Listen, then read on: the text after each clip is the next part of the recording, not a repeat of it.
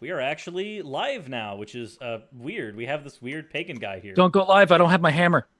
What? What? How do you not have? No, I don't. I don't have it. It's right There's there. no. Yeah. I mean, I'm holding it, but I don't have my hammer. It's not. So, I don't. so It's for not me, available. So for There's me, no. it's Thursday, and I have a hammer. What is For it you, for you? it's Thursday. Yes. I'm not cool enough to be in the Hammer Club, but I'm cool enough to be in the Hat You Club. have a Sirs, hammer? where's your hat? Did you bring a hammer? You guys should have brought hammers. Why didn't you bring hammers? Did you get the memo? I didn't. Nobody told me. I didn't send them. Sirs, didn't you send them? Nobody sent the memo. Atheist That's the Rationalle problem. read There's it no as- communication. I'm sure both of them read it as get on a live show and get hammered, as opposed to get on a live show and bring hammers. So they brought That sounds alcohol, about but they didn't bring hammers. Yeah, which is not. That's antithetical. I to mean, what we're trying to do. whatever. That's fine. I meant to find my daughter's like toy pumpkin, and I forgot to do that. Damn it. I needed something to like get me going, and just a pumpkin would do it. Not as well as Tommy McMurtry would get off to a pumpkin, though. Oh yeah. Speaking of, so Cupcake and He-Man. getting off to pumpkins, I released a video yesterday. Cyrus, I don't know if you saw it. I saw it as it was being built, and I saw the final product, and I shouted it out on my last episode. Jesus. So no, you didn't see it. Anyways, let me tell you a little bit about it. It's basically a story about pumpkins and a young lad that falls in love with pumpkins as a child and grows up into a homophobic pastor that occasionally, possibly, maybe, speculatively, allegedly puts his penis in pumpkins, but we don't know that to be sure. So, we're the video is kind of is talking about kind of the saga of like how that meme began, and there's fun little moments in there. And Rage put it on his YouTube channel, if I recall. You did a little review of it. Oh yeah. So you had some Good thoughts, stuff. right, Rage? Yeah.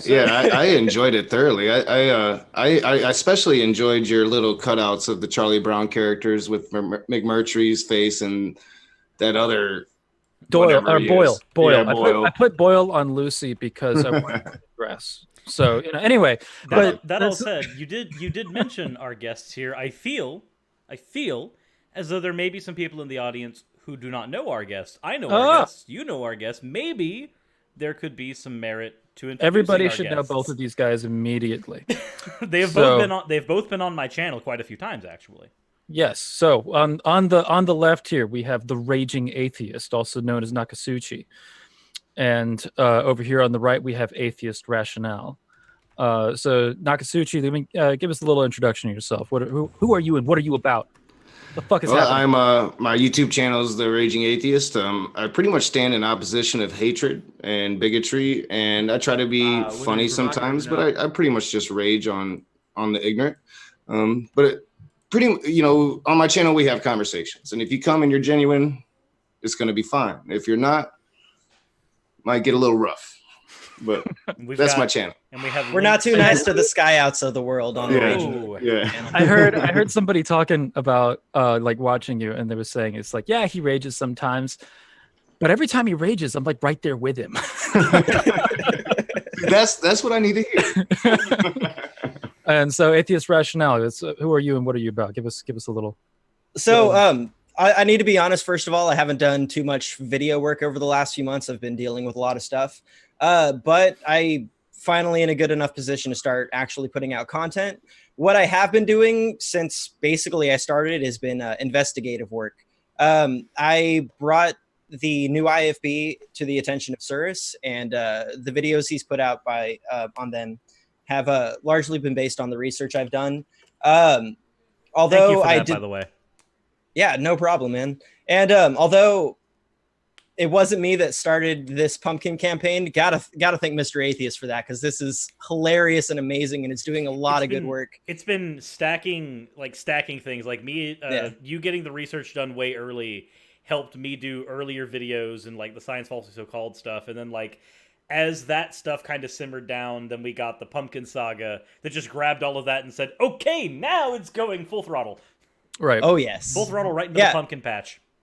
I like to think of myself as the first domino that got everything going. Yeah, I would agree with that. That's not untrue. Like, yeah, that's 100. Because like when we've been having conversations about this, Shannon Q especially has been like, dude, Atheist Rationalle has been ringing this bell for months. Like, and you know, the Atheist Rationalle has like a lot of the information, has done a lot of the research, has watched way too many sermons with homophobic slurs in them. For, you know, I when making the Pumpkin Saga, I think I relayed this to Surus. I was like, I've been watching way too much crap. For this. It really grinds at you after a while, right, man? Yeah. Like, it wears you down. I was telling Surus before we came live, like I really wanted to holler at or shout out Atheist Rationale as well, because I didn't even know who the NIFB was. I just started covering Matt Powell because Matt Powell started trolling me. It was Atheist Rationale on my very first Matt Powell video that came in and started, you know, giving me knowledge. And if I ever had any questions about the NIFB over the last year that I've been really doing this work, I went to Atheist Rationale, and I still, just the other night, I'm like, correct me if I'm wrong, AR, you know, he's still the guy I go to if I need information on this cult. Oh, routinely, anytime that there are sets of people that I go to for research for various topics. If I want to ask something about heathenry or paganism or a concept like Grith or Frith, I'm going to go to Ocean. If I want to know about something or something about sociology, I'm going to go to mine and Ocean's mutual friend Callan. If I want to go for something like psychology, if I want to figure out something from there, I'm going to go for Shannon. And if I want to talk about cults, the person I'm going to go to for research usually is going to be Atheist Rationale. So no, there's a set of people that I go to for like, hey, you're my resident expert in this thing. Can you please help me? Yeah, I need to get better at that. Remember, we're all working towards generally the same goal, just all with different methods. So utilizing each other as a resource is a good idea. Oh yeah, and I'm starting to now. Like, I mean, you know the story. I never really knew the people, and now that I know the people, like I'm sure Dr. Josh gets tired of me. Like, shut up, dude! Stop emailing me. Me and Atheist Rationale dragged you kicking and screaming. Yeah, you did, both of you. That all said, Ocean, I do have it is off topic, but I did find these on my desk, and I thought that you, as the pagan of the group, might be interested. Would you like some free trading cards, my friend? Sure. Cool, because I happen to have a copy of Thor, Odin, and Loki in my hand. What? Oh, that's sweet. Those are legitimate Yu-Gi-Oh cards? Yes. It's been so long. Yeah, he was telling me about this some time ago, and I was just like, no, that's they didn't do that. And yeah, they apparently Thor and Loki are lords of the Acer, and Odin is father of the Acer. So now my fucking gods are in the Marvel universe and the Yu-Gi-Oh universe. There's no telling what other I found them in D&D manuals. I'm like, dude, everybody's like, just like, no, we want to have Thor in our stuff. Yeah. So yeah, that's the world we're in. I'm of the opinion that Fat Thor is the best Thor. Oh, we're not talking. You know, there's like a big debate going on. Like, okay, so fun story on that. After that movie came out, there was in a heathen Facebook group that I'm in. There was a large debate between the women in the group over which was hotter, Fat Thor or Muscular Thor. Let me just go ahead and point out that Fat Thor was winning. That's the fun part. That's because Fat Thor plays Fortnite. Get out. It's my show. You have to suffer. Guys, can we ban Surus from his channel, please? Probably. Where's the that moment wasn't as bad as the Hulk dab. That all said, back on off of the entertainment and onto the entertainment, we do need Still need to fix my aspect ratio. You have to fix your aspect ratio? Yeah, I'm like squished a little bit. Anyway, I can fix that. Don't worry. It's okay. Just keep an eye on the screen. Don't worry. I've got you. But anyway, Thornton. Okay. Someone in the comment section is saying, I'm going to go jump off a roof now. Your fault, Surus. So anyway, to jump into things, we're talking about the NIFB. Yeah, thank you, Surus. Hey, Ocean, you lost some weight. You know what? If it can be done that quickly, I'll sign the fuck up for that program. There we go. Here you go. Don't worry, I got you. Okay. There goes that. You'll see it here. I'm gonna gain weight now. No, you'll be fine. That could be an improvement, Ocean. Ocean is quite lithe. He really is. That all said, so when it comes to the NIFB, though, we have had a lot of people who are new to them as a concept because a lot of more popular channels like Mr. Atheist have been covering them now. Yeah. So we might need to introduce our audience a little bit into who they are, what they do, and some of their history. And I figure Atheist Rationalle can start on that. Also, thank you, This Beach, for subscribing. But Atheist Rationalle can probably help us with that. And then afterwards... I'll give a little springboard just from like... Yeah, and that's fine. Because I didn't know like too much about them before we started jumping into this. I was familiar with Steven Anderson. I was familiar with his sermons. And apparently the NIFB is a branch off of another independent fundamentalist Baptist church that's led by him and has been growing significantly. That's the part I didn't know, how fast it's been growing. Yeah, and that there's also been other stuff going on in that church. So I guess give us a little bit more information about... See, when I first started my research on them about like 8 months ago, they were only at like 13 churches and only in a couple of countries, but now they're in 5 countries and have over 30 churches. They're also still, they're trying to get off the ground in Europe as well, but luckily because Steven Anderson is under watch by various hate organizations, such as like the Southern Poverty Law Center, he's been banned from multiple countries, and it's 31 currently, by the way. 32, actually. Oh, there's another one? It might be 33. He just got banned from Ireland. Yeah. Oh. Yeah. And they're an offshoot of a cult that's much older than Steven Anderson's movement, the old IFB, as it's colloquially called. I'm gonna fuck that word up anyway. Colloquially. Yes, thank you. That word. I know what you're talking about. Collaterally. Collaterally. Started by Jack Hiles, and the reason why Steven Anderson wanted to split from this group is because, one, he didn't believe that they were preaching hard enough against the GRSM community, and if by any chance you don't know what that means, it's just a much gender more romantic and sexual minorities, right? That's what that stands for. It's much more inclusive and quicker acronym than using LGBTQ plus. And it's also more functional because with LGBTQ plus, there's a lot of disagreement on where that acronym should end. Some people think that allies should be part of the acronym, and I firmly disagree because I think allies... They're in the Philippines? Yeah, I disagree too, sirs, but I've started using it just because I've had so many people telling me that I'm saying it wrong. So I want to try and list the countries. So... Okay. So no, go ahead. Continue that conversation. I was just gonna say that for me, GSRM seems to make a lot more sense because it's as inclusive as it possibly can be, whilst also allowing allies to be useful to people who are in those minority groups as allies, as opposed to being shoved into that minority group, which functionally stops it from being a minority group. I think that GSRM is much more functional for that. And I think that. Like I tend to agree that it's a little bit more inclusive. At the same time, I'm not going to tell anybody what to do. You know what I mean? But I do like the term, and I support Mr. Atheist using it. So the countries that I see, you said there's 5. Yeah, 5. I see. It seems to be America, Canada, Australia, the Philippines, and is that South Africa? Yes. Okay. They're in North South Africa. What the fuck? I'm trying to figure out what city they're in. There's a reason he's been banned from. They're outside of Pretoria. That makes when it comes to sense. Sorry. Go ahead. When it comes to the countries in the Philippines and South Africa, for some reason, I've noticed that they put their pastors that are in training there.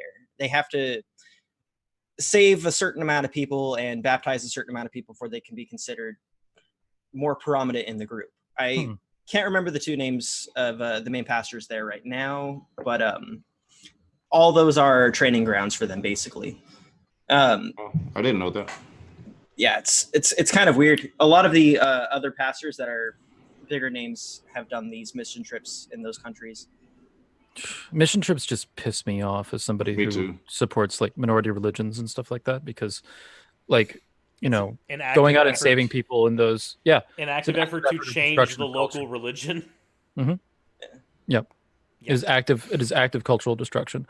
But that is among it's among their sins, but there's one that's brought us here today. That is their hard preaching stance when it comes to homosexuality.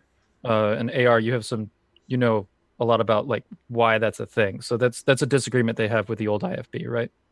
Well, the old IFB still has sort of the same stance on it. A lot of pastors in that group, as referenced by Steven Anderson, still preach the death penalty to LGBTQ plus people, but he believes a lot of them are watered down and too liberal now. So, how so? Yeah, he definitely thinks that they're opening their doors to the LGBTQ, even though they're not. But they're just not as hard as he would like them to be on them. So, of course, he demonizes them by between saying saving them and believing the rates, right? See, there are a number of pastors in the old IFB movement that still believe that people who are homosexual or any segment of the GRSM community can't be saved. In the Anderson wing, the new IFB, they believe them to be reprobates, that they're rejected by God and God gives them up to, I don't want to fucking quote the verse. A reprobate mind? Yeah, reprobate mind. Gives them over to a reprobate mind. Yeah. Yeah. And pretty much says that they're dogs. Yeah. Yeah, I saw a promotion video from them that had a lot of like romantic overview shots of cities and stuff. It was called a reprobate mind, and it had like a bunch of weird preaching noises over it. And okay. So apparently that's their whole thing, is that they take advantage of that moral monster Calvinist way of thinking about Christianity, where I think anti-Calvinism is one of their course.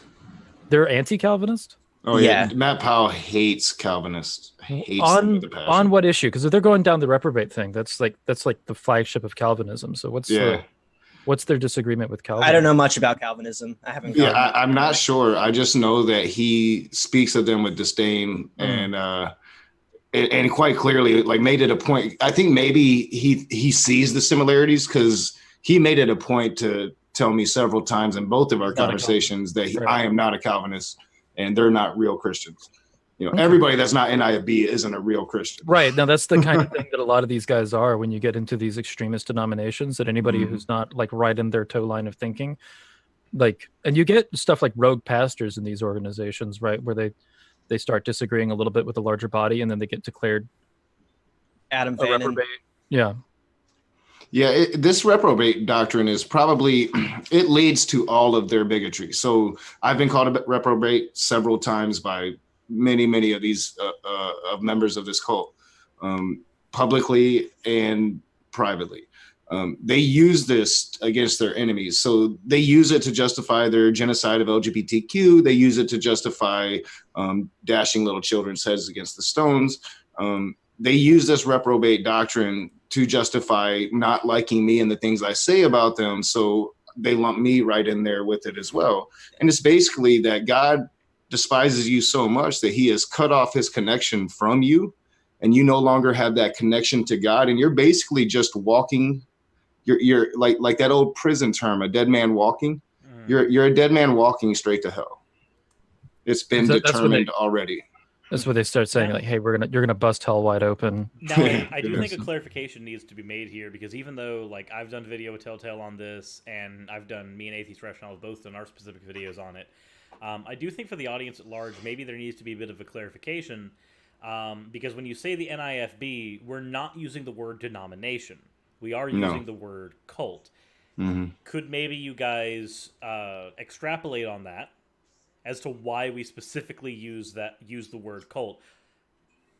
Well, for me personally, most Baptists would see the NIFB as probably detestable, in my opinion. Most Baptists that I grew up with in North Carolina, Southern Baptists that aren't old IFB or any of that movement, would look at the things that they say. They would agree with the biblical terms, but they would hear the things that these people said and would be detested by them. But I'll let Atheist Rationalle speak. He probably knows a little bit more about this than me. I could simply tell you that they meet every single checkpoint on the bite model, Stephen Hassan's bite model, except for sleep deprivation. They restrict the type of hair that you're allowed to have, the type of clothing that you're allowed to have, sexuality. They have something called spiritual relocation, where they tell you where to live if it's going to benefit the church in some way. I know they've moved people around to increase funding at specific churches. Financial exploitation is actually really large. When they got their PayPals knocked down a few years ago, they started using wives' personal information to donate into their cult, of course. And I would need to look at my document for this. It seems very like fashy. You know, they isolate their children as well. I know that's part of the bite model. They're not allowed to go to public school. It's all about restricting access to non-cult sources of information, because if you're in a public school, you'll start to learn about things like evolution or the Big Bang. You keep getting like really quiet, AR, randomly. It's because I put my mic a little bit too far away from me. I apologize. I need to get a stand at some point and some fucking headphones. That's okay. I don't know. You're like a game show host, dude. Oh yeah, I love it. I'm about to sing some karaoke over here, guys. So there's been a couple of let's see. I watched a thing recently with a YouTube channel that's run by McMurtry's wife, where she's interviewing people. Ooh. I think I sent you this link.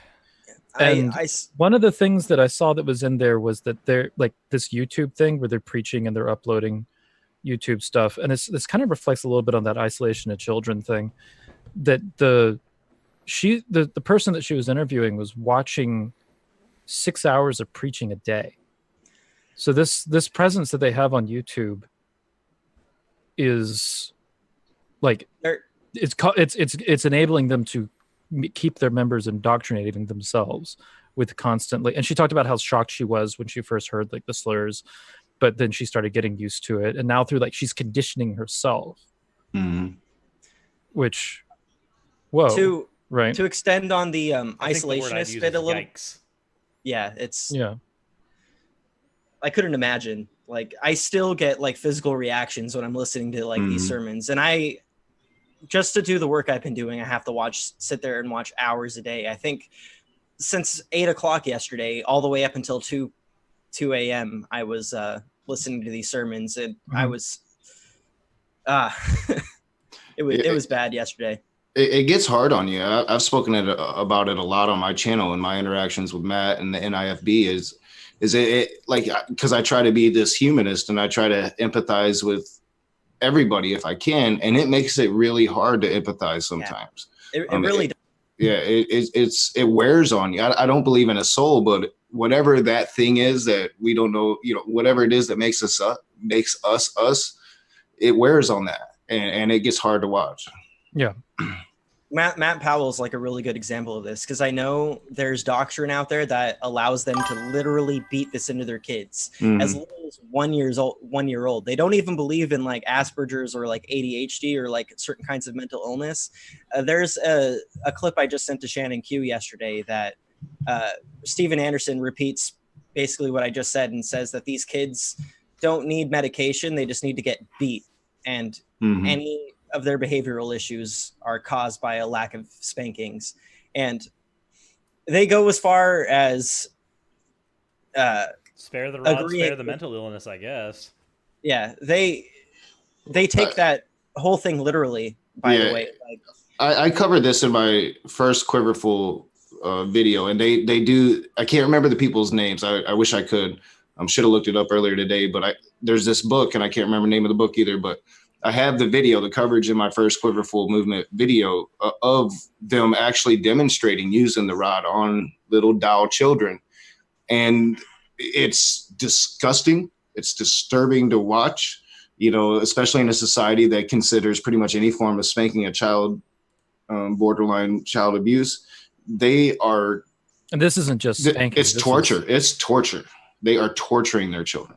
It's, you know, it's not. There's child abuse. There's a particular phrase that I forget who said. I think it might have been Pastor Jimenez, who's also one of the prominent people in the NIFB. But one of them said these specific words during a sermon, and it was, if you see them, because we know that there's like that stereotype of like gay people in this. That's a very old stereotype that doesn't really pan out in reality, but you know what stereotype really does. But there it is, right? So whenever they talk about what if you find out that your child's gay, they literally say, if you see your child crack that wrist, then you crack that wrist, like literally, essentially saying that you hurt your child enough to possibly even break a bone because they happen to be gay. And according to them, if they're it's not even because they happen to be gay. It's because they happen to hold the wrist in a certain way. According to them, though, of them being gay. According to them, though, if they're not dead, it's justified by their doctrine, and it's just. Wait, do they use the whole like, if he gets up after a day or two thing with disciplining their children? No, but I've heard Pastor Anderson and Tom McMurtry actually like say that it's okay to hurt your kids as long as they don't die. And they train them really young. Like, I'm not going to say that this is a general practice of the NIFB. I would say this is probably your more extremist parents, but there's something called blanket therapy, to where little babies on their blankets, they'll put their favorite toy outside of their blankets. And as the moment that baby leaves that blanket, they'll spank its ass. And then they'll put it back and they'll put that toy. And the moment it leaves that blanket, they'll spank its ass. And we're talking 2 or 3 months old, you know, little babies. And it teaches them to stay on that blanket no matter what. It's indoctrinating them from the moment they're born. Now, I'm not saying everybody does that, but that is more of the extreme parents in these movements do blanket therapy. I covered that in my Quiverful movement as well, video as well. Yeah. One thing to emphasize is probably the people that are members of the church, they may or may not actually like follow everything to the T in their private homes. And that's something to look at positively, but either way, this is still something justified by their movement. And I just want to go off something Sir said earlier. I was watching through some Tommy McMurtry passages.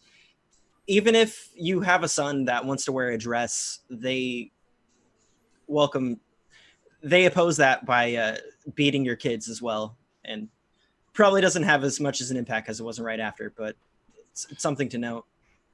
It's a real shock to your system to find out that this exists. Like, a lot of people, you kind of get used to dealing with, you know, what we would call fundamental Christians, and they're bad, but they're not.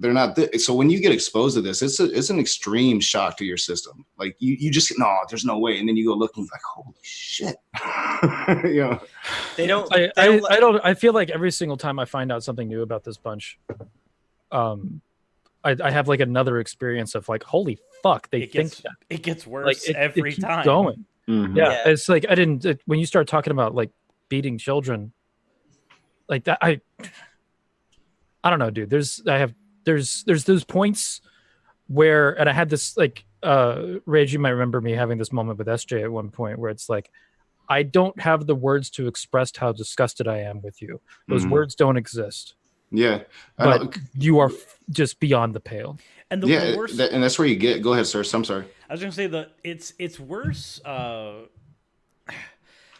don't know what, or I know which is worse. When you have someone like Anderson, who, when he says his bigoted nonsense, he says it loud, proud, and on a podium. Right. I feel like sometimes on the podium, sometimes literally standing on the podium. But there is something to be said about how much more dangerous it is when someone espouses some of these horrible ideals, but they can say it in such a nice, sweet tone. Right. Yeah. And I'm not saying that's specifically an SJ thing because she doesn't agree with what like the No, majority no, of no. the I don't want to does. liken SJ to No, these. definitely not. Me and SJ disagree on a lot, but she is not. I think like that these SJ would be people. right in line with saying like, no, this is too fucking far. With Correct. all the fucking Well, shitty opinions that SJ has, I wouldn't put her in this category. I would love to hear it. I don't think she would ever And voice you know it. what? I would too. You know, I Like, don't think that's- she'll voice it. If we have this conversation with Mike I think Winger? so. Yeah. No. Or no. Me and Ocean had this conversation with Mike Winger because we. I think I had this conversation with somebody else. I want to talk about this story because this is kind of this is actually really fucking important because I pointed out when I pointed out Mike Winger was a homophobe and he said that no, I'm not because X and Y and Z, and I'm like, X and Y and Z by principle of entailment make you a homophobe, you fuck ass. But when we had our conversation with Mike Winger after our debate on James's channel and the Non Sequitur show, we pointed out something to him. Ocean specifically said it would be nice if some of the more pleasant pastors that bring in larger groups of people who are not assholes would take a stance against these more bigoted pastors. And usually when I was going to church up in like the mountains of North Georgia, pastors had no problem calling each other out. That church down the street, they're just, they're heretics, and this is what they believe, and it's absolutely ridiculous, and y'all shouldn't go there. Just when you see all that, there's been no problem with that. So I know that it's like not anti-Christian to call out other pastors, especially on levels like this. It's actually incredibly Christian to do so because that's what Paul did repeatedly. Paul and Christ. So, okay, with respect to this situation, when we talked to Pastor Mike Winger, I said, look, I think that it would be incredibly helpful to Christians if you guys were on everybody else's side in calling out this crap. Mm-hmm. And he seemed hesitant. Mm-hmm.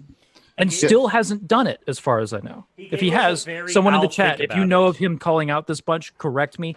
I would love to be corrected on this because I'd love to be able to I really would too, because there are some pastors who do it, but it's few and far between, and it seems to me that like the more social influence a pastor has, the less likely they are. This is the same thing you find with prominent imams as well. As far as I know, one of the few people, and he's been stripped of this by the caliphate, as far as I know, one of the few imams or ex-imams now that actually this is a Islam issue. Right, no, but the caliphate doesn't. Anyway, sorry, but I think there's no like central power of imams really. But I understand there's no central power, but you can get denounced by most of your community. If most of them denounce you, and this is what has happened to if anybody here is familiar with Imam Tawhidi. Tawhidi had been denounced repeatedly because he's a Muslim who takes a very critical stance publicly on criticizes his own Islam. religion. Yep. He criticizes the religion from within and says, no, we need to get better. No, we need to do better. And he gets ostracized for doing so. Regardless of the things that I agree or disagree with on Tawhidi, I think he's a prominent example of why some people, like maybe Mike Winger, don't necessarily want to call out the more problematic people within their group because it leads to that. The thing is, he doesn't have to define within his group, like the NIFB within his group. He can just call them out. He can say, look, these people are beyond. I've asked this question on my channel, and it's been really hard to get Christians to come and have this conversation with me because you think it would be such an easy conversation. And it is, how do we coexist? How does this atheist community and the Christian community coexist? And I'm very put forward that one of the only solutions is to stop leaving these things to us, that you need to start calling out your own. I put it forward to that Christian blogger. I like him. He's a friend of mine. But the moment that I started, he had never heard of Matt Powell. I introduced him to what Matt Powell was, and it's been crickets. They don't want to have those conversations to where they might look at a reflection of their religion that would make them see their religion negatively. It's really hard because I'll let you go in just 1 second, AR. I think a lot of that comes down to the very hyper literal interpretation of the Bible, and even without a hyper literal one, if you focus a lot on the Old Testament, even proper exegesis leads you down a lot of these really destructive roads simply because of the age of the book and the region that it was created in. This is just a problem of how the Bible is constructed. And there's a bit of not wanting to look in the mirror when addressing those points, I would think. Yeah. But Atheist Rationalle, you. I was just gonna say that, like, I feel like one of the largest contributing factors to maybe the lack of speaking out from these less hateful sort of Christians is the overlap in the audience. Because if they were to start calling out the people for their hate speech or their advocations for violence and stuff, they might lose a segment of their audience, and that might be how risky is that, though? Like, here's the thing, and this how is how risky is it to say that people shouldn't be killed? Like, what the fuck? They think their God is all powerful, but they don't want to call out people that are trying to advocate for the genocide of people for their sexuality. Like, this is a frustrating thing that I have with like some of the Christians that, like, and the reason why I'm calling Mike Winger out on this specifically is because, damn it, I know I've had this conversation with him. I was sitting there having it with him. He seemed to. Am I right, sir? That he seemed to like claim ignorance on it or something? There was a lot of I don't know who that person is. Right, exactly. And it's like, dude, come on. You have if you're a pastor on YouTube, you've heard of Steven Anderson. The guy's got 120,000 subscribers. You've got to be aware of and this. He's been doing it for decades. If you're not, you're a shitty YouTube pastor. So if like the fact that he's not calling them out, and the fact that he's not saying anything on them, and the fact that he has been talked to about this is a problem. It's a serious fucking problem. And if you're a Christian and you believe that your God is all powerful and he's going to be like, come on, dude, this should be one of the most important things, because these guys are running around saying they follow the same God you do. Well, and how far would it go to have some prominent Christian leaders coming out in support of Mr. Atheist, who's getting attacked for attacking them in the manner that he is? How prominent would it be, or how far would it go to have those Christians come out and say, no, this is wrong? You know? I feel like Christians that sit there and know their Bible articulate exactly why the NIFB is unchristian and start like propagating that would be incredibly useful to stop their flow, because a lot of the people that are going into them like the interview that I talked about a second ago was a woman who was like, she went to a regular Pentecostal church before this. She was doing like the speaking in tongues thing, right? Like an extreme form of Christianity, but not that bad. Not as bad as the NIFB.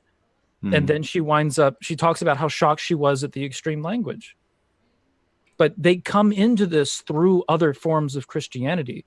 So the fact that these pastors aren't telling their congregation about these people and warning them about it feeds them. Yeah, and they utilize the internet. They're looking for people that are already on the fringes of extremism, because those are the easy people they can catch. You know, so they're looking for those people. They feed on these people. I did a story on Cult of Wells, not the NIFB, but very similar mentalities on how they recruit their people.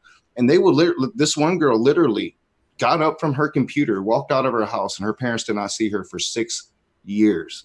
I mean, they are recruiting online.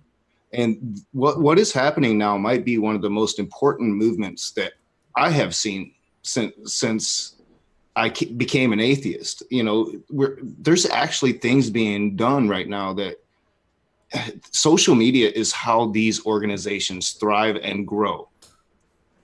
I am just all in on this, and I commend Mr. Atheist.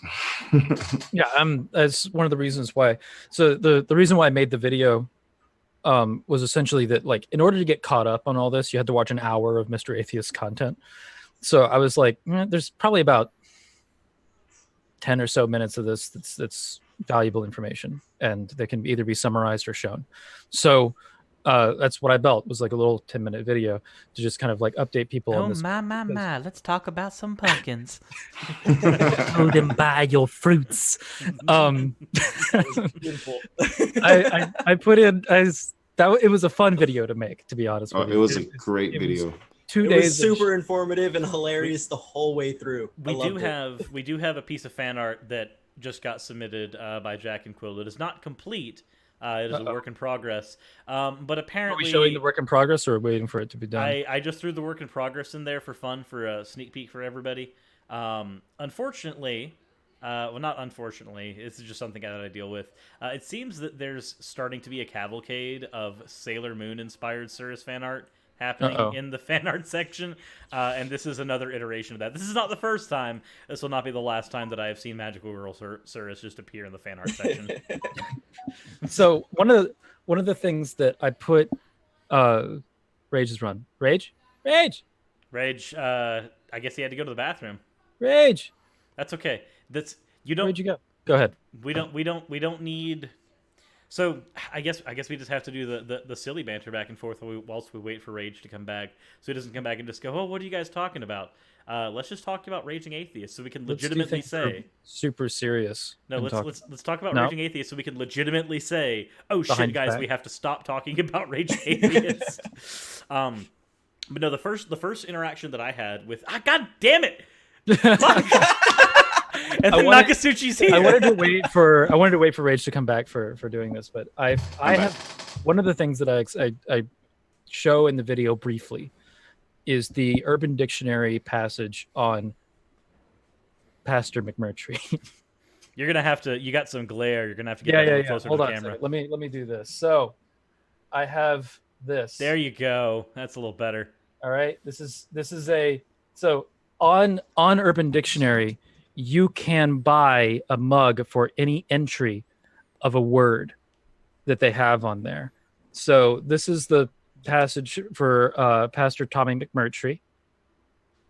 And you can get this full definition that does a pretty good explanation of the meme. And I'm going to try and get myself back into focus. I don't know if I can. All right. So I'm going to read it to you. The mug, I have a mug that says Pastor...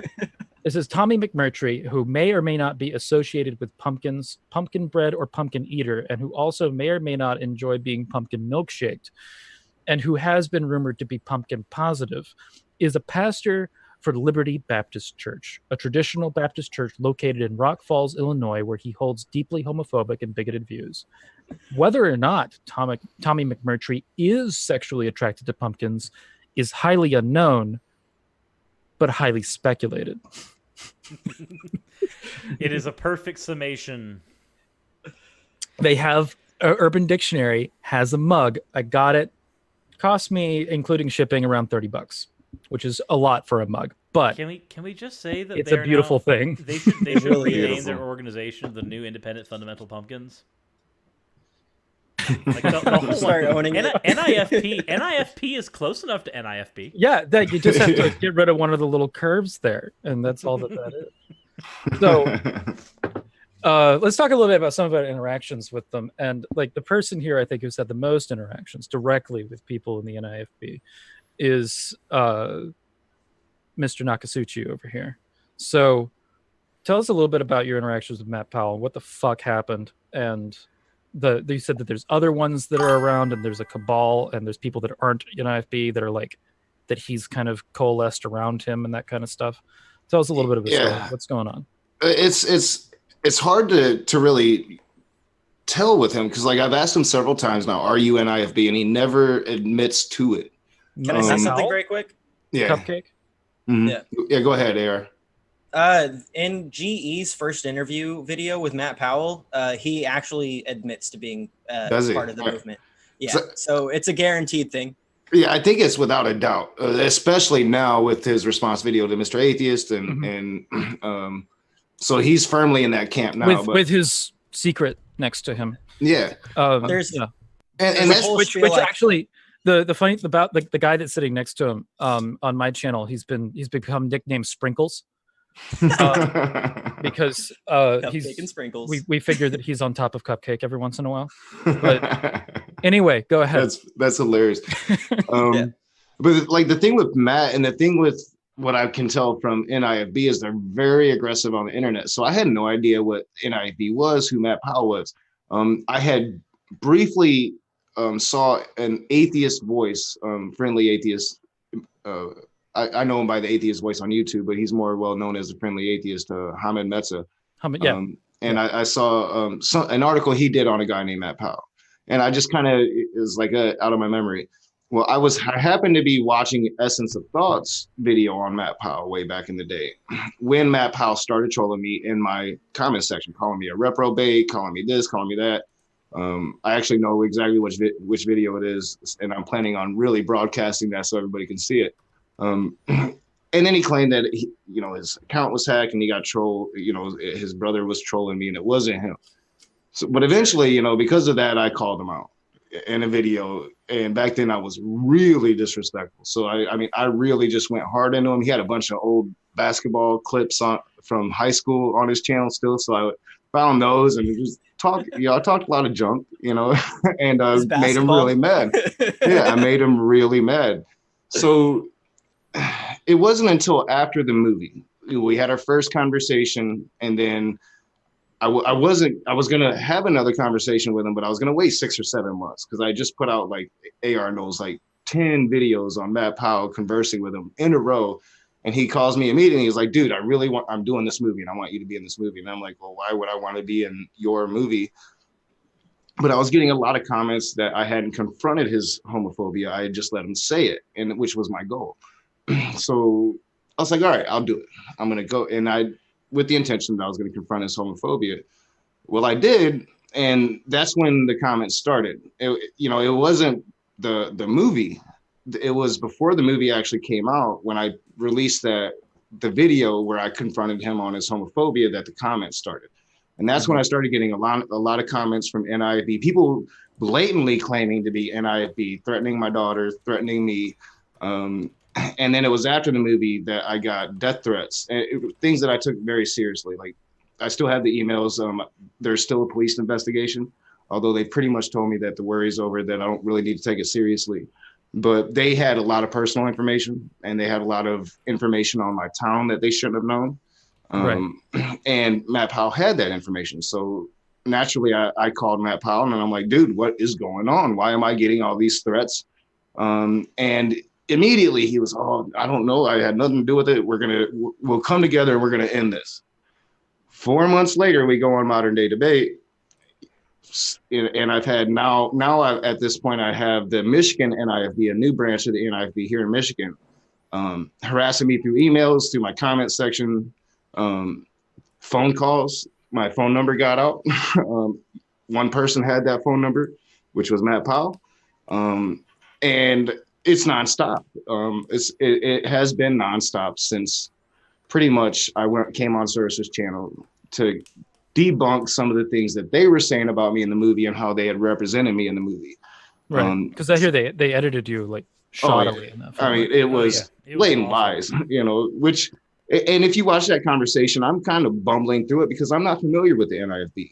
I have Atheist Rationalle kind of filling me in and making me familiar, but I had no idea who this cult was. And Matt just seemed, despite the trolling, and then the first time I met him, he seemed like such a nice guy, and then you just learn more and you learn more and you learn more. And it's been this progression with him, but it's all of the NIFB are like him.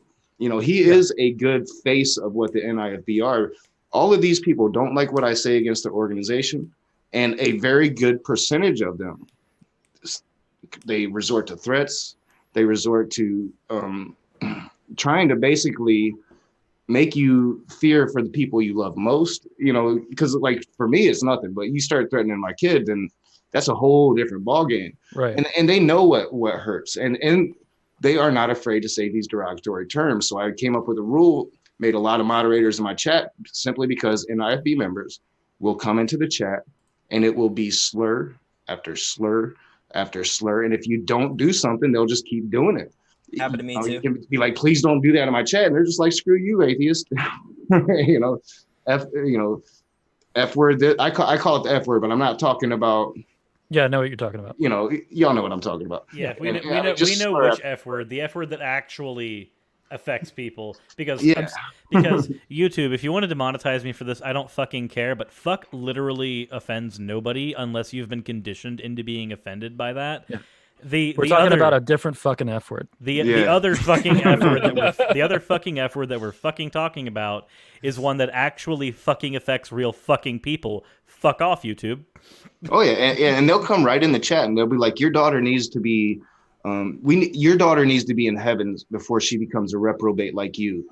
Yes, which is basically a call for ending your daughter's life. Like that's what that is. And I'm like, dude, are you this stupid? Like, send an email, you know.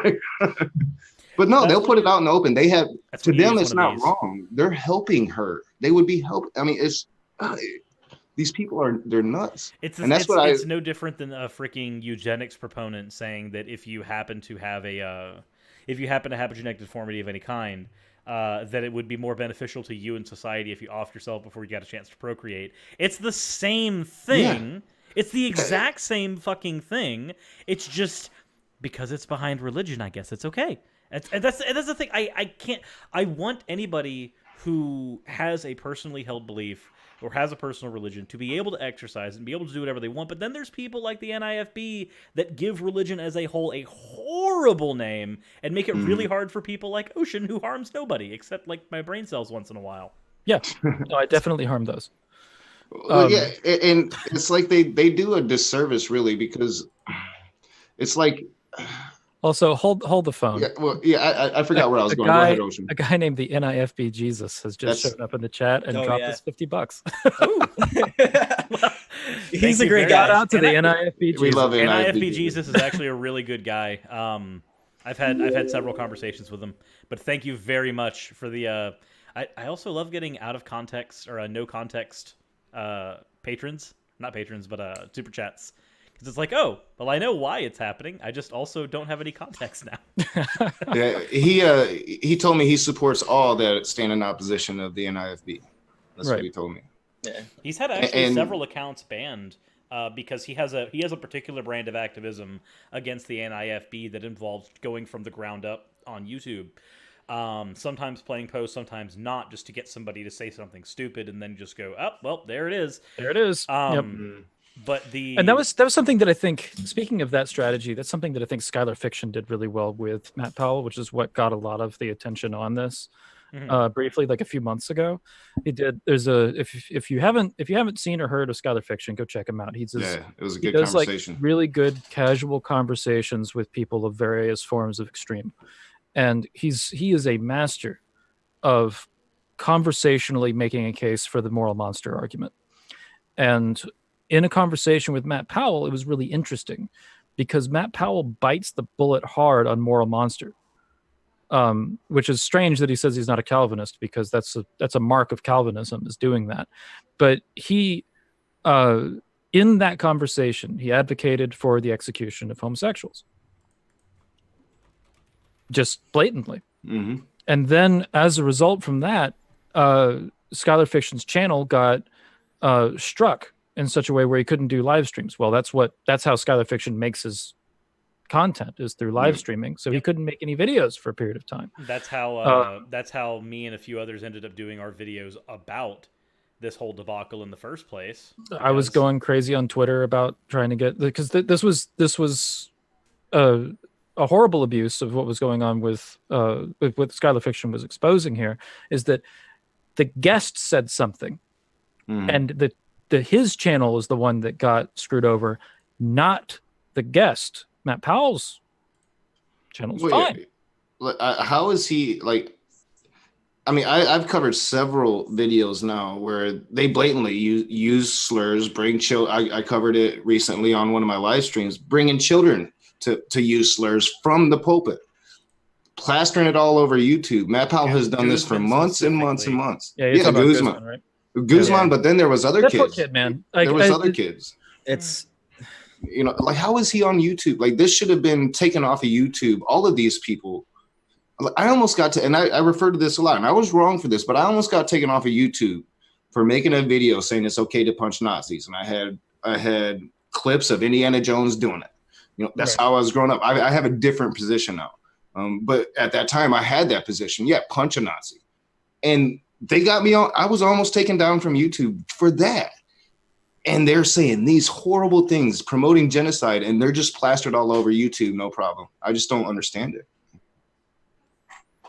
They don't understand it. YouTube is very inconsistent with how it applies its policies, and a lot of it seems to come down to if you're a smaller channel. This isn't always the case, but it seems to be the case that a lot of times if you're a smaller channel, they will not come to bat for you as much as if you are a larger channel. That seems to be changing a little bit now because some larger channels that do spew hatred are starting to lose some of their monetization. Steven Crowder just got demonetized. Yeah, it is starting to happen.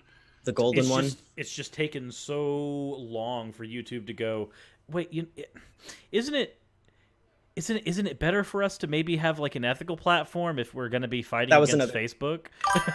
Yeah. Just want to clarify, the golden one is like an actual Nazi channel, not Steven Crowder. So the golden one, I feel I have to say a couple of things on the golden one because this is the guy that promotes the same gods that I do. He is is what we call a folkist. He's an actual fascist. He's really big into that alpha male storyline.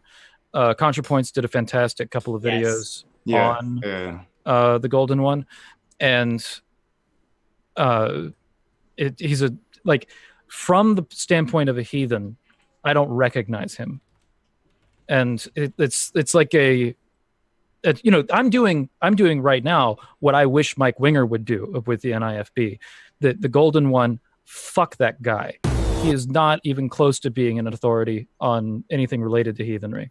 The difference here, though, is that Mike Winger would be considered the larger person in regards to many of the NIFB pastors. Maybe not necessarily. Right. No, maybe I'm small. Yeah, I'm smaller than the golden one. But yeah, you're smaller here, so it's like, yeah, whatever. But the problem with him, he does like a whole lot of things. He turns his racism into a meme, which is part of the thing that makes it successful. But there's if you want to get like a full kind of like understanding of him, check out ContraPoints' video on alpha males and on white supremacists. Golden one is featured in both of them, and well done. It summarizes exactly what's going on and takes him down a peg. But I wouldn't go to him for anything spiritual. He's shit. That being said, back to the NIFB, and as far as like that's an example of religious extremism in my brand of spirituality.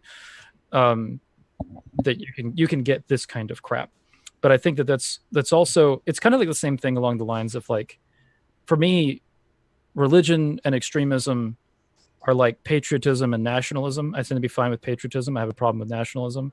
I am fine with religion. I have a problem with extremism of that kind of crap. Yeah, like once you start advocating for the active harm of others, advocating for genocide, advocating for just like using your religion to justify racism, you and I got a problem. As soon as you start entering that realm. And any ideology. I mean, when atheists... you can do it politically too. Atheists... Yeah, I mean, if you're going to single out a group and discriminate, it's wrong. Like, it's just wrong. That's one of the things that, like, just this goes on a tangent a little bit, but with a lot of alt-right personalities, a lot of them are atheists. Mm-hmm.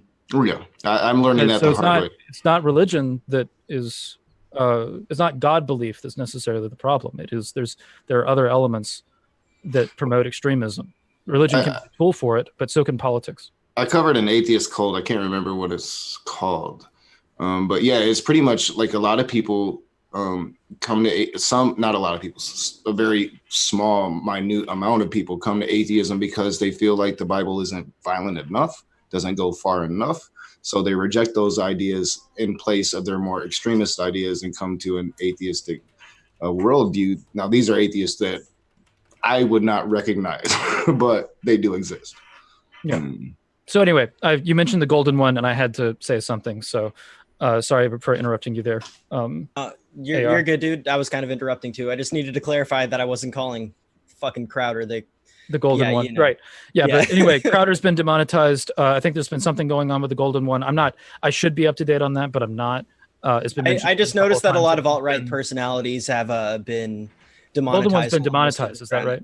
Crowder, yeah. Sinatra says, I believe too, and Drunken Peasants. I guess they're not really that, but they've started moving. I think as the political climate shifted, Drunken Peasants has slowly started to try to shift as well. It's been a bit of a slow move for them, but they're trying.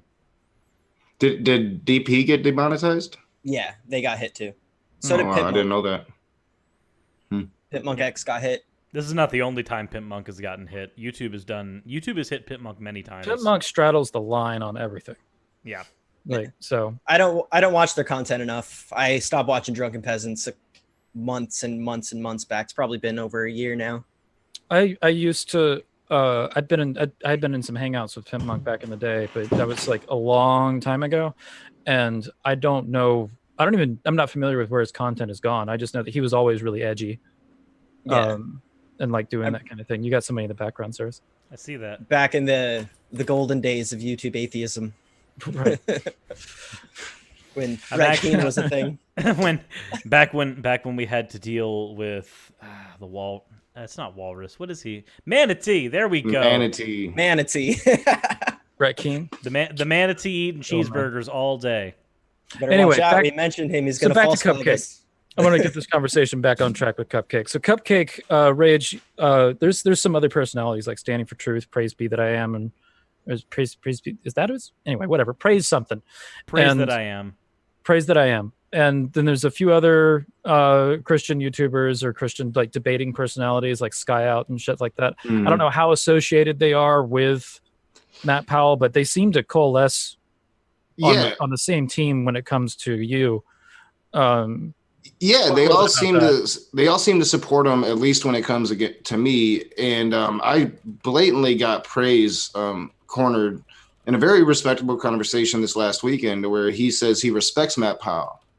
And I tried to start hammering home on some of the specific things Matt Powell said, and we got sidetracked, but that happens in my open rooms. Y'all, they get crazy. But so yeah, I made a video after the debate, pretty much calling people out that have supported him. Standing for Truth was in his comment section the day after Matt Powell equated Nazis or homosexuals to Adolf Hitler. Standing for Truth was in that comment section. I got a whole thing about that. They're really big on replacement theology and the Synagogue of Satan conspiracy. They're very anti-Semitic. And if you want to lump in all of the the NIFB on their page they listed their anti-Zionist. They're anti-Zionist for anti-Semitic reasons. Yeah, is that entirely? They believe that the Jews or whatever are trying to take over the world. They control the education system, all of media. Yeah, they agree with. And they're trying to make everybody gay. And it's weird how much crossover there is between this and like white supremacist alt-right shit. It's not okay. So you say they're borderline Nazi. You say the word crossover. You say the word crossover as if these are by themselves different franchises of thought. I'm sorry, they're out of the same barrel. They're different flavors of apple out of the same fucking barrel. You'll find tons of people. Go ahead, AR. You'll find tons of people claiming that Steven Anderson is 4chan's select pastor. And honestly, they push a lot of the same like 4chan conspiracy memes, like Matt Powell, especially with the whole LGBTP bullshit. Like, they're trying to advocate pedophilia, despite the fact that consent is the real thing here, and children can't consent. Yeah, they are adamantly against Donald Trump, but not because of his policies. They're all for Donald Trump policies. Just because he's not extreme enough. Well, because Donald Trump likes Israel. He's got a Jew for a stepson, and he has been unfaithful to every wife he has, and he's had more than one wife. These are all things that the NIFB detest, but they love his policies. And in alt-right, like they would be the poster for alt-right. Like they are the alt-right. So don't get that like they'll accept black people. They'll accept people of color if they're as bigoted towards gays and if they believe the Bible fundamentally, that's what they care about. So if you have racist connotations when you're thinking alt-right, then no. Everything else, alt-right poster boys. So they're not ethno-state types. No. If you hate gay people and you believe in a literal interpretation of the Bible and are willing to accept their literal interpretation of the Bible, they will take you. It has nothing to do with skin color, just hatred towards people that don't agree with your interpretation of the Bible. Which is interesting to me when you have like people like that have such an extreme hatred for Judaism, when that's the first like 3/4 of their book. Yeah. Like what? I don't. It clearly says they're God's chosen people. Isn't there also a whole like biblical conspiracy that is shot up at one point where like we can't get to the rapture unless Israel does a full takeover of Pakistan? Isn't that a thing that that a lot of Christian circles espouse? Well, like literally, they are Pakistan's beyond the Promised Land description. I thought that it's all. Well, it's the biblical. Right, the biblical one goes to Iran. Yeah, it's like the biblical. Pakistan is a bridge too far, I thought. But anyway, I don't know. Yeah, I'm not sure about the specifics. I don't know the technicalities on all my conspiracy theories. But they do. It is a prophecy that Israel will be restored, and that's when Jesus comes back. And until Israel is fully restored, Jesus won't. Yeah, and fully restored is in big air quotes because it could mean practically any fucking thing. Mm-hmm. Yeah, it could be fully restored. Could be God's initial image of what Israel was supposed to be. It never became that, obviously. I mean, God is pretty bad with future stuff. Until we put the region in a time machine to dial it back to it just hasn't happened yet. Right? It's not fully restored, apparently. No, Nineveh hasn't been destroyed yet. Yeah. So I just wanted to add a little something. Just kind of wanted to add a little something. That's what it is. Sorry, not Pakistan, Palestine. When I was making got it. When I was making videos against Kragan clan, which is kind of like a fringe member of the new IFB, he was really accepted for a long time by Matt Powell and Steven Anderson. Even I've seen comments from both of them on his videos. He made a video that called out Steven Anderson for cultish behavior, and he's since been kicked out. He was kind of a part of that. He was kind of one of the He was one of the faces for the part of the movement that's really trying to get to the children and college-age people, something they call creating the next generation of pastors. Steven Anderson has been talking about it since even before he started the new IFB. Anyways, when I started my first videos on Matt Powell and Kragan, I started getting tons of comments that said things like Christian supremacy, and even Kragan has admitted to being something called a Christian nationalist. I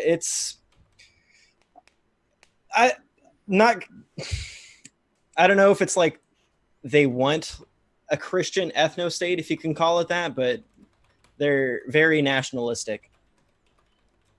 Yeah. Well, I think that they're definitely for infiltrating government and pushing for fundamental Christian law. Speaking of government infiltration for Anderson, do we have any info of politicians that readily endorse Anderson and his ilk? That would be really dangerous for a politician. Yeah, I don't think so. But I know in the old IFB there are members in Congress. It would be interesting to try to look at that. That would be an angle that would be interesting, I think. Do you know the names of those members in Congress? No, I don't. But NIFB Jesus has also pointed out to a specific sermon where it sounded like they were talking about wanting to gain some sort of political influence. Yeah, I know that. Definitely, Matt has spoken to me of the Bible being law, and I think that it's a general NIFB consensus that the Bible should be the law of America. Yeah, as it's interpreted, as it's written, not as it's interpreted. And the King James version. That's the most ironic thing of all of this. That's the only version that they can use. King James was King bi. James version. Bi or gay, like one of them. But he yeah. So anywho, it's so funny, like where these guys get their they believe that the King James version is like the blessed version, but and then origin. If you bring up something from that. And all that. If you bring up something from the King James version that they don't agree with, well, that's a translation out of Alexandria. Matt Powell literally told me that. And I'm like, dude, I've only ever read the King James version, so I don't know what you're talking about. I'm telling you what I read in the King James version. And he was like, no, that's a false interpretation out of Alexandria. I'm like, where are you even You're from? Just like, I'm looking. It's like, well, yes, I'm looking at your book right now, and it says here directly in these exact fucking words, the words that I am saying. And they go, You're taking it out of context. That's not what that meant. I'm reading the fucking book. Yeah, and it's right here. Wasn't the Great Library of Alexandria destroyed? So what translations came out of there? I mean, well, there's a lot of surviving books from there, but the the library was burned down after a lot of the books were gone anyway. So yeah. Something that I found that was really interesting was an argument between two pastors. One of them, McMurtry, and another guy from an old IFB Baptist church. I think it was Liberty Baptist or something like that. Not Liberty Baptist, but Verity Baptist or something. Anyway, Verity is, depending on which church it is, it's either a satellite church of Jimenez Verity Sacramento, or it could be. Hold on a second. Jimenez's church. Let me pull up the video because the name of the church is in big letters behind him. It could be Steadfast because of Donnie Romero and Adam Fannin, though. Valiant Baptist Church. Okay, I don't know about that one. So it seems like it was. I checked for it on the new IFB website and it wasn't there. But it's a church where the guy pulls up a Facebook post from Tommy McMurtry, talking about the use. They got into. He goes into this huge rant of disagreement with Tommy McMurtry over the use of the word "is" in the Bible. Okay, so I'm just going to go ahead and say this right now. It is the best. It is the best thing I've ever seen. I love it. It is. Oh, I gotta see this. I gotta see it.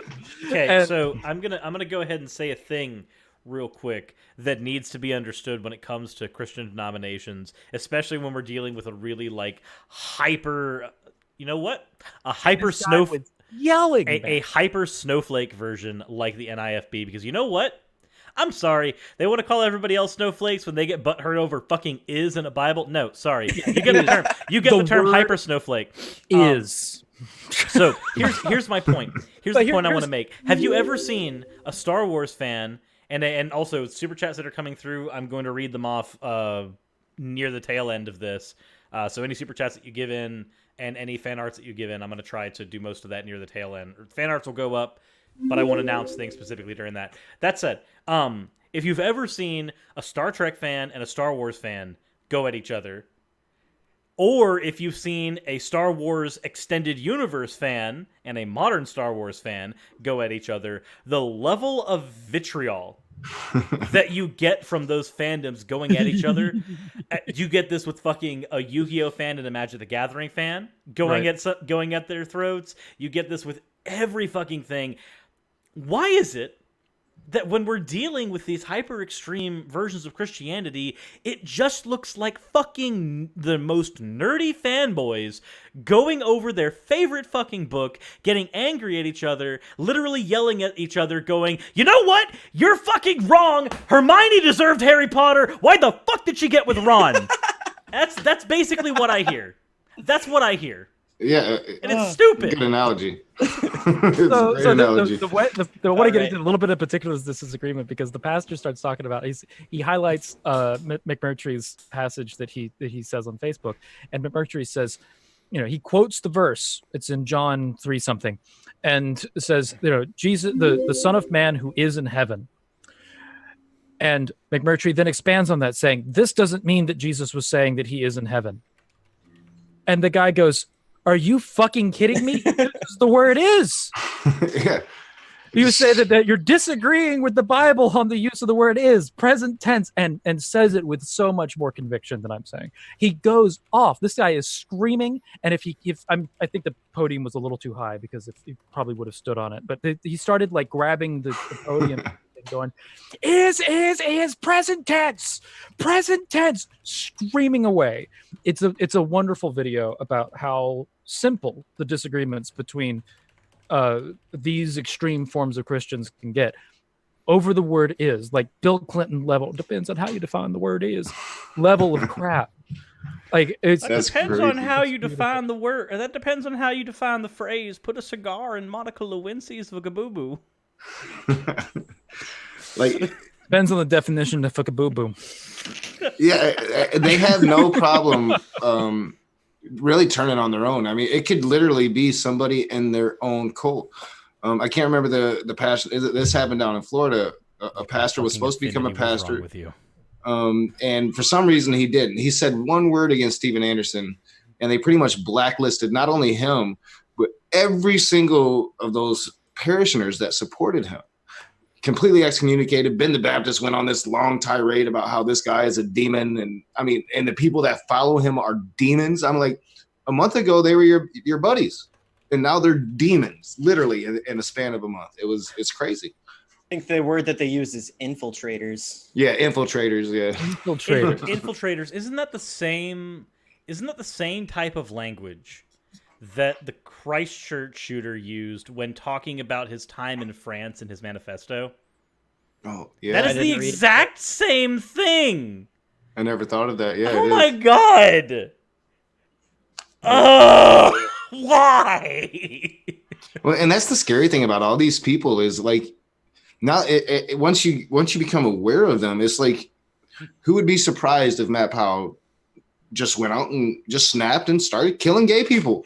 At this point, I would not be surprised. The thing is that when they advocate for that, like in their speech, they draw that line very specifically. Yeah, they want the government. They want advocating for government execution. Yeah, they want the proper channels to carry out their violence, which basically means I want someone else to do my dirty work, so I can do that fucking thing. It's the same argument that like the Nazi support people use. When like, Jesus it was legal. Let's frame this in Christianity. When Jesus was being executed, the person who sentenced him to execution afterwards went and washed their hands. That is functionally what Matt and them are wanting to do by saying, oh no, it's the people's will I have to kill Jesus. Yeah. Oh no, it's the government's job to kill them. Where's that line? This is only true to... Go ahead, AR. Sorry. This is only true to an extent, because they actually believe that during the tribulation, something called the millennial reign will begin. And I have a 45-second clip from Brother Bruce Mejia where he talks about wanting to go out and kill LGBTQ people during this millennial reign, and that God is going to ordain people to do this. Yeah, they look forward to these about moments. It as if it's that's right. You could loving. That is a like using their structure. That would be a way around it, wouldn't it? Is that God is the arbiter of law, right? Yeah. So he could theoretically appoint people. And where's that line at where you go from advocating for genocide to having a drunk night and a gun and saying, I'll take it in my own hands? You know, like we talked a little bit about this before the show, that they are definitely, they like their weapons, don't they? And yes, I think they do. Atheist Rationalle said something about what they do with counter protests. Yeah, every time they're met with a protest, they have their own counter protest, usually outside the church, where they're carrying assault rifles. And you'll even find sermons where they talk about wanting these people to like do something so that they can end up hurting them. Like, it's tough. It's a step and it's a half a step beyond self-protection. There's an intimidation aspect to it, and there's a baiting aspect to it, and there's a desire for it to go wrong.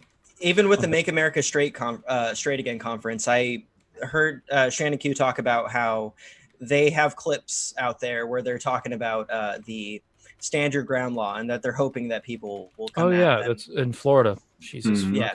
Okay. Yeah, it's Florida, man.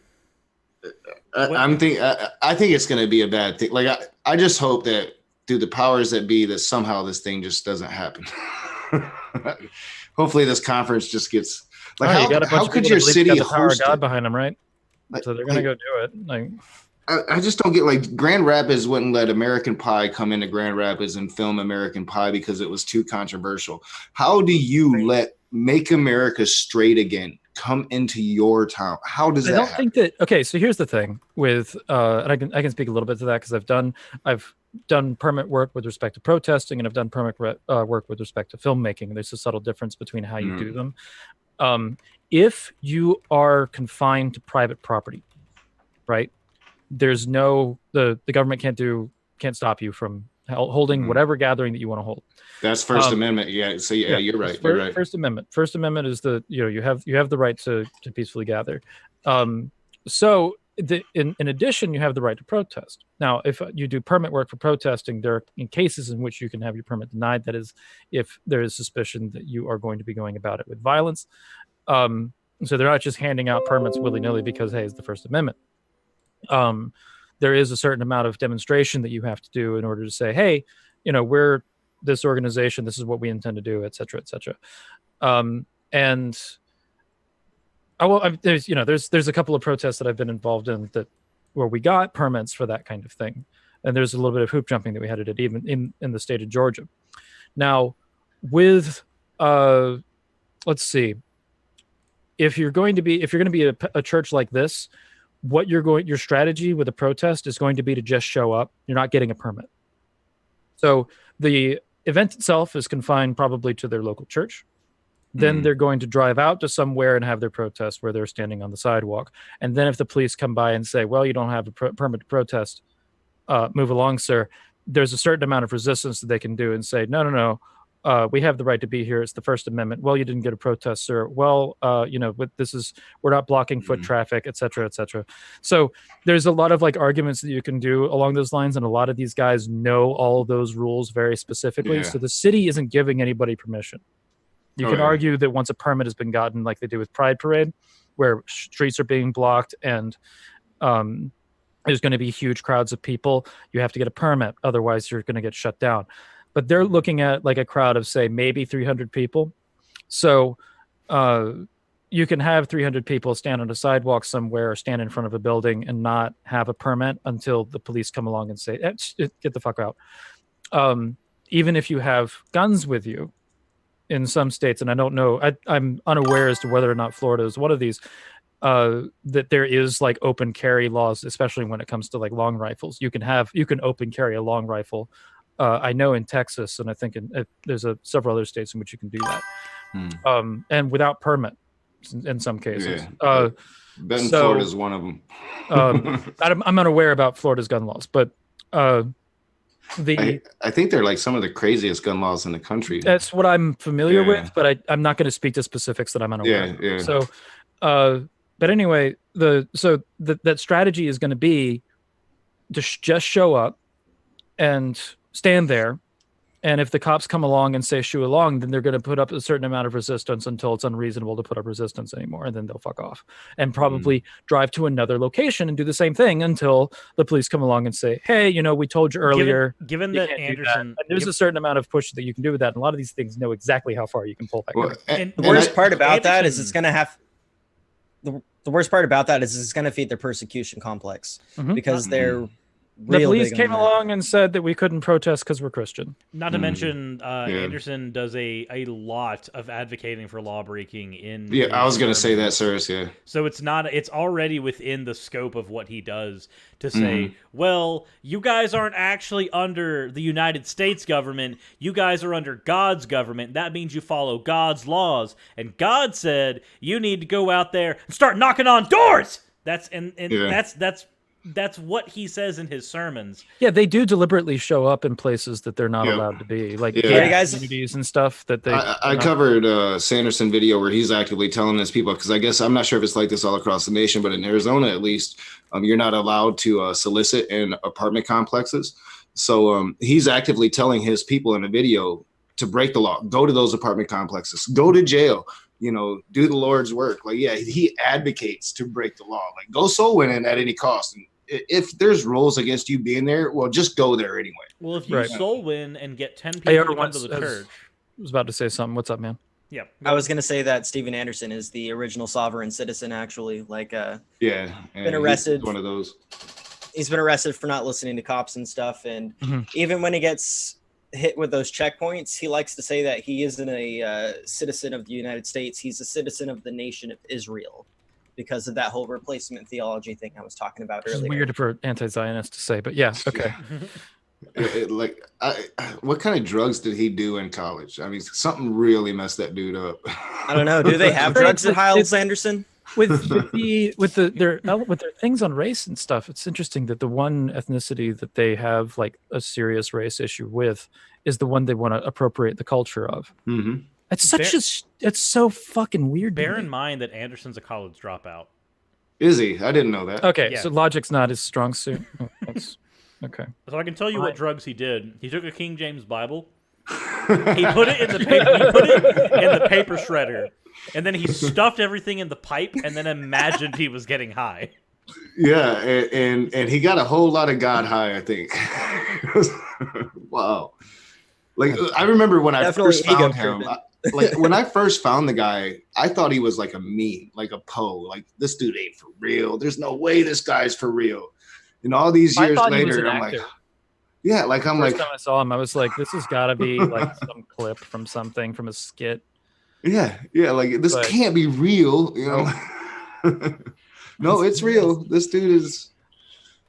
I think maybe the worst. What 30? How many churches are there? AR 30 churches, 5 countries. With I think they're still trying to get a lot of things going on in Europe right now. And like I said, they're growing. I think there's actually more because this Michigan NIFB branch is brand new. So I'm trying to find out about that. There could literally be more. I mean, these things are popping up instantaneously. The Michigan branch is not on their church directory on their website. So yeah, I'm gonna look into that, do some research, and I'm gonna see if I can find it because I'm gonna post that church directory in the live chat. By the way.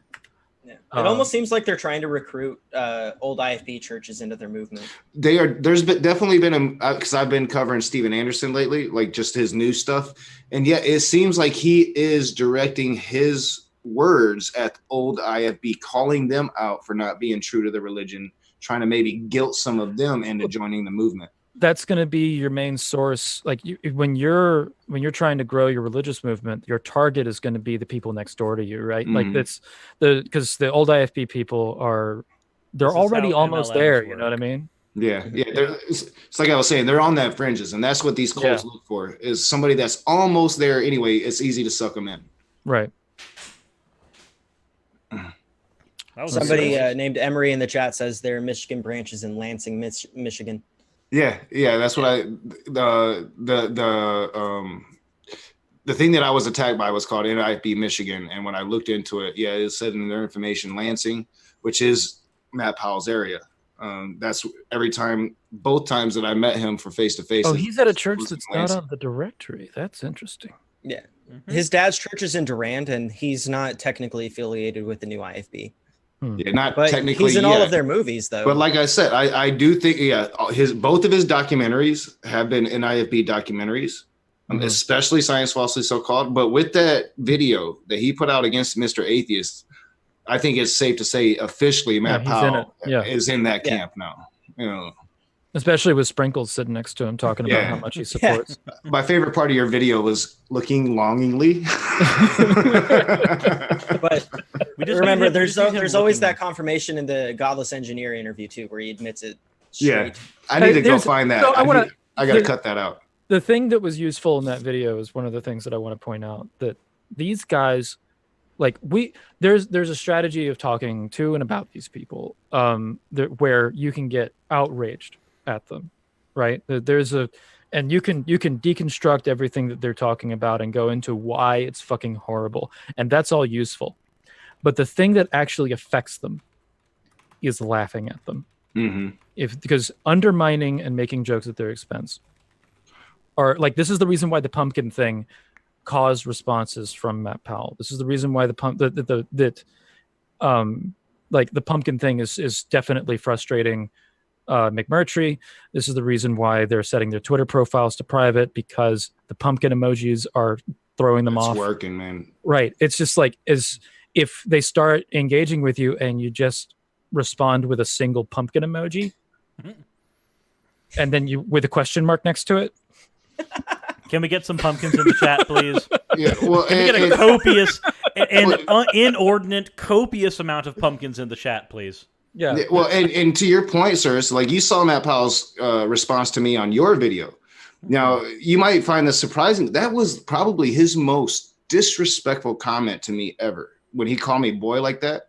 But look at what I've been doing on my channel. But look at like what happened in that like he ran away from that video as soon as I responded. Notice because I just was like, oh, here you are. Yeah. He didn't want nothing to do with you. You watched it, you cute little boy. Aren't you so happy that I was ecstatic that I got a comment from Matt Powell on that video. Yeah, but to me it was like, well, what have I been doing the last few days? Well, I've had pumpkins plastered all over my live streams. I'm dancing. I'm having like I've made. That's why he's so mad at me right now. It's not because of the things I'm saying against NIFB. It's because I'm taking them as a joke, and he can't stand that. If you guys look at the title, so the chat is going crazy with these. Yeah, it's awesome right now. You guys should look at the title of the live stream now. Refresh the page. Hold on a second. I think I have the tab muted, so it should be fine. Oh no. Oh yeah, I see it. I can't. What's the title? I can't. The title is now Many Pumpkins. Yeah, lots and lots of pumpkins. Okay. Like the if you look at the top comment on the Pumpkin Saga video, it's me saying, "I just want to know why Pastor Tommy McMurtry is spending so much time in the pumpkin patch with Pastor Patrick Boyle." Like, these are honest questions. Like, so when they are giving their thing about the power of God and you get mad at them, that they see that as like a legitimacy. But when you find it hilarious, it's undermining because everybody hates to be fucking laughed at and treated like a joke or dismissed as just silly. I'm gonna go ahead and say this right now. I normally do not make a request for fan art from the various artists who watch here, but I'm gonna go ahead and make a special exception here right now. We need fan art submitted en masse in the fan art section to also be uploaded onto TommyMcMurtry.com, which is not affiliated with Pastor Tommy at all McMurtry with Pastor Tommy McMurtry or Liberty Baptist Church. We need fan art of me. We need fan art of Ocean. We need fan art of Nakasuchi, and we need fan art of Atheist Rationalle with pumpkin heads, pumpkins in like pinup poses. I need to be a pumpkin with a beard, and it specifically there needs to be a subtext. Do you like me now? So the best one, I'll make my Twitter profile picture for a while, by the way. Yes. Here's the thing. Here's the reason why it works on them in a way that it doesn't work on a lot of other people.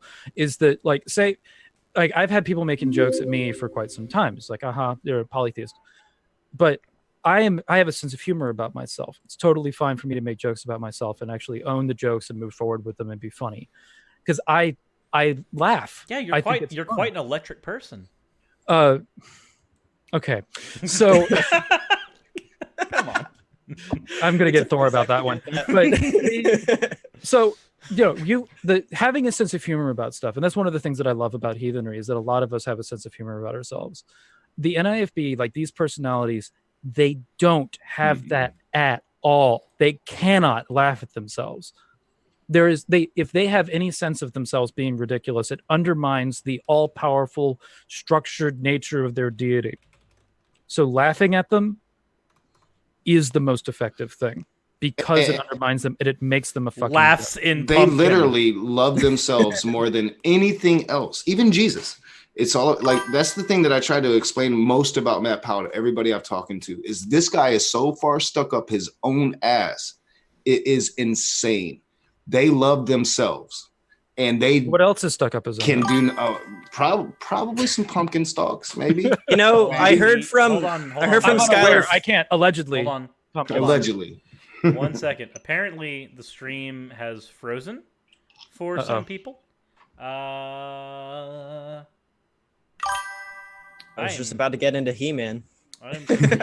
I'm gonna run and use the restroom. I'll be right back. Yeah, while you do that, I'm actually gonna do the same. Whilst you guys do that, I'm going to figure out what is going on with the About to get into He-Man. Sure. I'm going to use this opportunity to grab some water then. I'll be right back. Yeah, no, it's working perfectly fine on my end. Huh, that's weird. Streams are strange, guys. I have now been abandoned by my co-host and my guests. So it's now just me talking about the NIFB and pumpkins, I guess. That's weird. Oh, hello. Yes. We have the, you know what? This is the best. This is the best. We can go ahead and begin with this. We'll throw it in. Boom. I'm back. You're not alone anymore. One giant pumpkin. I'm not saying Tommy McMurtry is sexually attracted to pumpkins. I'm just saying that we don't really know. And it's, you know what? That is a gourd image. This is a very gourd image for me. Remember that the NIFB, they're good gourd-fearing people. So, I guess the stream is working now for people, right? Yeah, apparently the stream just had to do a weird refresh thing. I'm not 100% certain what happened there, but I guess that means that they're stuck dealing with us now, which is fine. Has no problems there. Dawn, that's cool, because I can bring up that question that Skylar Fiction has been throwing out there. Now, we all know about Cupcake and Tommy McMurtry and the Pumpkins. However, there's some speculation out there that Cupcake Matt Powell may or may not have sexual fantasies about He-Man. I feel like maybe we should start asking. I feel like when He-Man raises his sword in the sky, and he speaks the magic words, does he say, "I have the Powell"? He does, I'm sure. Oh, I came in at the right part, sir. That hurt. Okay, so I want to talk a little bit about like character construction and such. So, and I'm gonna liken all of this to Tyrion Lannister. So everybody's familiar with Game of Thrones, knows Tyrion Lannister, and he does something with the imp thing, right? Being a dwarf and so on. He's completely self-aware that people giggle about him as far as being a dwarf, but he also owns it. And he's like, and there's several points that he make where it's like, you know, it's all dwarves are bastards in their father's eyes, for example. And this is something that if you call out the NIFB for hating on homosexuals, for being homophobics and bigots and all that shit, they own every bit of that. So it doesn't affect them to say, hey, you guys are homophobic. Hey, you guys, but they cannot own this pumpkin thing. Speaking of pumpkins, I'm desperately hoping that everybody who has at least played Sonic Adventure 2 Battle once in their life recognizes the music that is playing in the background of the stream now. Okay, I can't hear it, but we are currently having our conversation to the tune of Pumpkin Hill. Okay, but I want to finish making this point. They cannot own this pumpkin thing in the same way that Tyrion owns the dwarf thing, or that the NIFB currently owns their whole hatred, their homophobia, because they own it. You saying, hey, you're homophobic, it doesn't affect them. It's like, yes, we are. But if you ask them about this pumpkin thing, they can't own that. They can't just go, yes, we like pumpkins, or no, we don't like pumpkins, because the clarification doesn't help. It just makes it worse. Because it's like, we don't like pumpkins. Like, but I heard some things. Have you looked at Urban Dictionary? Can you clarify the rumors that you were passed out drunk in front of your house with a gently used jack-o'-lantern? Can you please? Oh my gosh! If we can get them to have some coverage from like CNN.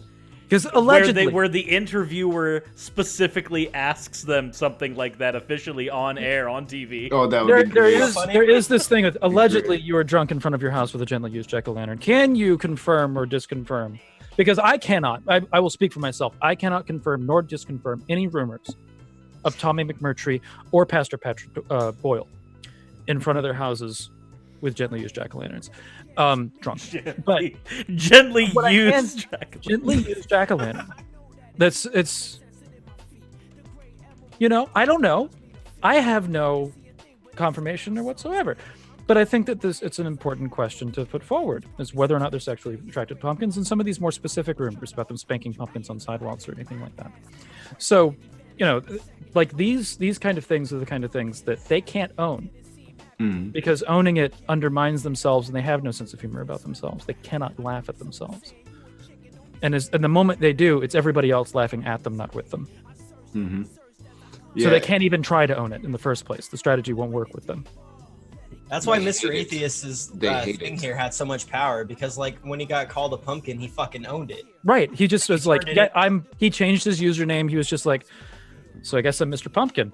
But what kind of effect did that have? Nothing. But if Pastor Tommy McMurtry was like, yeah, I fucked a pumpkin last night, Imagine him saying that on the podium. He can't do the same thing. He can't do it. Oh no, this is a lose for them. This is a complete lose for them because they do take themselves so seriously. Right. And to see, like, that's been the best thing about all of this is just seeing all the pumpkins on Twitter. You know, seeing all the pumpkin themes on people talking pumpkins. You know, some of those pictures, I'll just say, not bad. There's been a couple. I'm like, have I found a new fetish? I mean, I went to the TommyMcMurtry.com just kind of as a joke to find thumbnails, and now I'm like, man, I'm coming here. I didn't expect to have a folder on my labeled pumpkins that I have no idea what I'm going to do with later, but that exists now. But this one's not gonna stay in the fan art section for terribly long. But there's this. This is a thing. I can't see anything. I don't. Don't worry, you'll see it soon. You'll see it very soon. Is it in the fan art? Oh section? wow! Oh, there it is. Yeah. So I'm saying Halloween was always my favorite holiday. So like, maybe it was for a reason. Maybe you knew the whole time. Time was coming. Nick Pumpkin on the. Well, and you know, AR's been in my streams. It has felt good. It's felt good to see just the whole community, and I think it happened at the right time. You know, our community needed to come together when it did. It did. We're all coalesced in on this, and it's just great. Like, as a person that has fought this fight for so long, and I know AR would agree wholeheartedly, is for us, like, it's almost like Super Bowl. Like, you know how you feel when you're watching that Super Bowl that you've been looking forward to all year. This is like that for us. This is Super Bowl time, and it's great. Like, whatever happens to the NIFB, we're never going to destroy this thing completely, but what's already happened has been so much in the last week that it is phenomenal. That website got taken down. Make America Straight Again YouTube channel got taken down. This has been so successful, and I'm just ecstatic. We need to keep it up. And there's so much more going on behind the scenes that I'm not even sure I'm allowed to talk about. That's just amazing. And being kind of a sort of a catalyst to this is beautiful because I don't know, I'm a little weird, but the one thing I've always wanted to do growing up was affect some sort of positive change out into the world. Congratulations, you've turned an entire cult into Gordophiles. Right. Exactly. And it is gorgeous. Gordophiles, that's got to be a new word. No, it's not. It's been a fetish for a while, actually. Really? Wow. Some people, they just want to squash that shit. Just want to squash that shit. But I laid the first domino down, and the organization has been crippled in a lot of ways. Welcome to Pumpkingate, everyone. the pumpkins have begun. No, I hear you, AR. It feels good, man. And you know, I would say to YouTube creators, even if you're don't feel like you're a part of it, you want to be a part of it, just make fun of them. Here's Put the thing. pumpkins Also, on your page. Dress up as, if you're going to Pride, dress up as a pumpkin. Fuck yeah! Oh, I'm going to Pride this Saturday in my next town. I'm hoping to see some pumpkins. Bring a pumpkin mask or something like that. Just be like, and if people ask, Pumpkin Pride. Yeah, you have links to give them. Be like, check out this video. Check out these videos. Excellence USAF in the chat. You see, if you drill a large enough hole. Excellence. I don't think you understand. With these people, they love pumpkins so much. They don't need to drill a hole. They don't need to drill a hole at all. They just the force of their penis, because of how erect it is for pumpkins, it just shreds right through. And let's just say it'd be like a syringe going in anyway, so it's not necessarily a large hole that needs to be filled. Anyway, whatever. I was watching a McMurtry stream on my channel the other day, and I'm like, I'm not going to go through this whole video because you never know. Like, you skip forward to the end of it, and you got pumpkins shattered everywhere, and people are naked.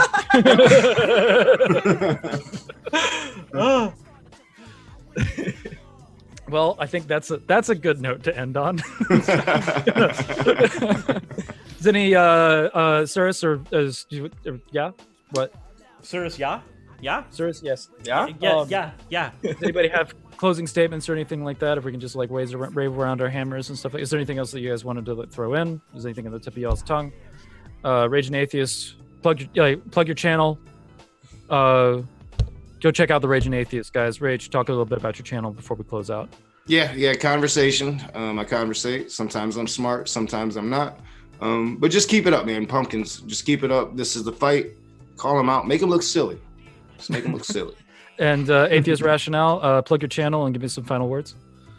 All right. So, like I said at the very beginning of the show, not a lot has been done over the last few months. But again, I'm a real big investigator and like all this kind of stuff. And I drop dominoes, I guess. And yeah, check out my channel. I do basically the same thing everybody else does, just response videos. I joke around and call out a hate that comes out of Christian religious fundamentalism. And I like to debunk pseudoscience, Christian or otherwise. Check me out, subscribe. I'm really close to 700 subs, so it would be really great if that happens. And Cupcake, Tommy McMurtry, Steven Anderson, if you're watching, we're coming for you. Definitely. And you're coming for pumpkins. Speaking of that, pumpkins. Wow. Speaking of that, we did get our first actual fan art submitted from this. This is Femme Thick Pumpkin Cirrus. Do you like me now, Tommy? Oh, That's my beautiful. goodness. What in the world is happening? I'd hit that. Chris, I'm scared of your Discord, man. Like, Why are you scared of my Discord? We got some talented people in there, man.